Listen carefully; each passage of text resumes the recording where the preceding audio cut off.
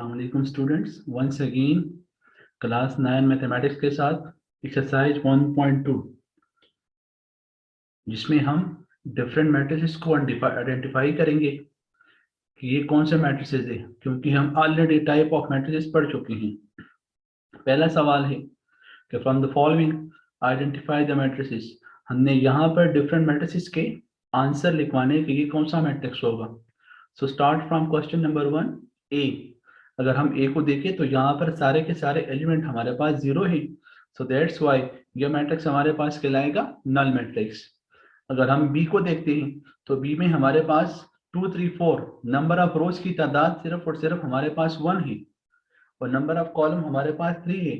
तो इसी वजह से नंबर ऑफ रोज जब भी हमारे पास 1 होगा तो उसको हम रो मैट्रिक्स भी कह सकते हैं और उसको हम रेक्टेंगुलर भी कह सकते हैं, क्योंकि रेक्टेंगुलर में भी हमने ये बात की हुई थी कि उसमें नंबर ऑफ रोज और कॉलम की तादाद बराबर नहीं होगी। अगर हम मैट्रिक्स सी को देखते हैं तो यहाँ पर नंबर ऑफ कॉलम की तादाद सिर्फ और सिर्फ 1 है, सो दैट्स व्हाई यहाँ पर यह मैट्रिक्स कहलाएगा हमारे पास कॉलम मैट्रिक्स। अगर हम डी की बात करते हैं तो डी में हमारे पास 1 0 0 1, उसके डायगोनल पे हमारे पास 1 1 आ रहे हैं। तो जब भी डायगोनल पे 1 होगा तो वो मैट्रिक्स या तो यूनिट मैट्रिक्स कहलाएगा या हम उसको कहेंगे आइडेंटिटी मैट्रिक्स, और जिसको हम डिनोट करते हैं आई के साथ जनरली। हम अगर ई की बात करते हैं तो ई में हमारे पास यहाँ पर एलिमेंट 0 है और कोई भी एलिमेंट यहाँ पर हमारे पास नहीं है, लेकिन जो एलिमेंट मौजूद है वो 0 है, तो ये मैट्रिक्स हमारे पास कहलाएगा नल मैट्रिक्स, और नल मैट्रिक्स को हम जीरो मैट्रिक्स भी कह सकते हैं। अगर हम एफ की बात करें तो एफ में यहाँ पर नंबर ऑफ कॉलम की तादाद 1 और नंबर ऑफ रोज की तादाद 3, तो ये तो कॉलम मैट्रिक्स कहलाएगा या हम इसको रेक्टेंगुलर मैट्रिक्स भी कह सकते हैं। इसी तरह हमारे पास क्वेश्चन नंबर 2 है। क्वेश्चन 2 में भी हमने मैट्रिसेस के नाम को आइडेंटिफाई करना है कि ये कौन सा मैट्रिक्स होंगे, इनका नाम क्या होगा। अगर इस मैट्रिक्स को देखा जाए पार्ट नंबर 1 में तो यहाँ भी हमारे पास नंबर ऑफ रोज और नंबर ऑफ कॉलम की तादाद बराबर नहीं है, क्योंकि नंबर ऑफ रोज की तादाद 2 और नंबर ऑफ कॉलम की तादाद हमारे पास है 3, so that's why this matrix is called rectangular matrix. Part number 2 3 0 1, number of column को देखे तो 1 एंड नंबर ऑफ रोज 3, तो इसी वजह से इस मैट्रिक्स को यहाँ पर हम जनरली लिखेंगे कॉलम मैट्रिक्स, लेकिन हम इसको रेक्टेंगुलर मैट्रिक्स भी कह सकते हैं। पार्ट नंबर 3 6 4 3 2, नंबर ऑफ रोज और कॉलम की तादाद इक्वल है, तो जब नंबर ऑफ रोज और कॉलम की तादाद इक्वल हो जाए तो उस मैट्रिक्स को फिर कहा जाता है स्क्वायर मैट्रिक्स, क्योंकि उसमें नंबर ऑफ रोज और कॉलम की तादाद बराबर होते हैं। पार्ट नंबर 4 1 0 0 1, सो ऑलरेडी इसको हम इससे पिछले वाले सवाल में पढ़ चुके हैं कि इस मैट्रिक्स का नाम होगा यूनिट मैट्रिक्स या आइडेंटिटी मैट्रिक्स जब उसके डायगोनल पे हमारे पास 1 होगा।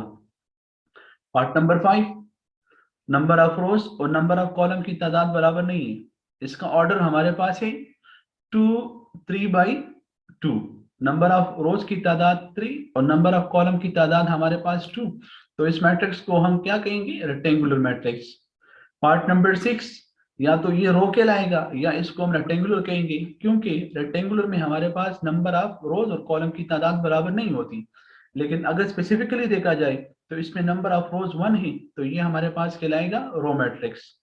और पार्ट नंबर 7 स्पेसिफिकली अगर देखेंगे तो कॉलम मैट्रिक्स कहलाएगा, और अगर जनरली हम इसको देखें तो ये हमारे पास एक रेक्टेंगुलर मैट्रिक्स भी कहलाएगा। Now another part of the same question and part number 8. In part number 8, number of rows and number of columns are equal. Number of rows भी 3 और number of column भी 3, तो जब rows और column की तादाद whenever become equal, then the matrix is called square matrix, and this matrix is called null matrix, या इसको हम कह सकते हैं zero matrix, and zero matrix mean जिसमें all the entries are zero, जिसमें तमाम की तमाम entries zero बन जाए। Now question number 3, यहाँ भी हमने वही काम करना है जो हमने पिछले 2 सवालों में किया।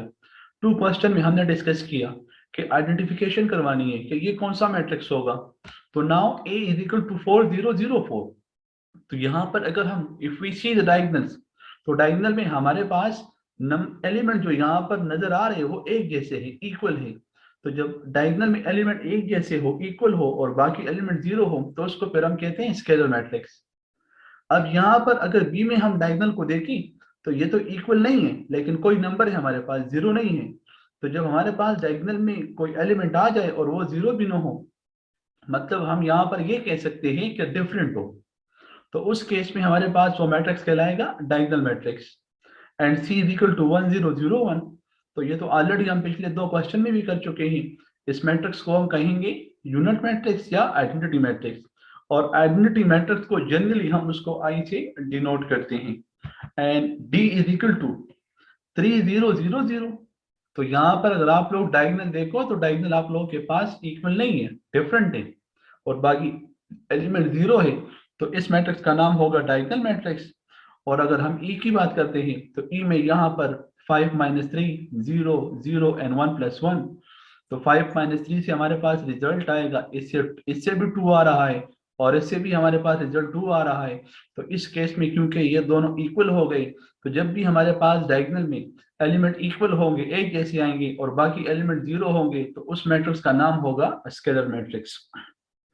ओके स्टूडेंट्स, आज हमने आइडेंटिफिकेशन ऑफ मैट्रिसेस को डिस्कस कर लिया। मैट्रिसेस को हमने उनको नाम दे दिए कि कौन सा मैट्रिक्स होगा, किसकी मदद से, टाइप ऑफ मैट्रिसेस की मदद से।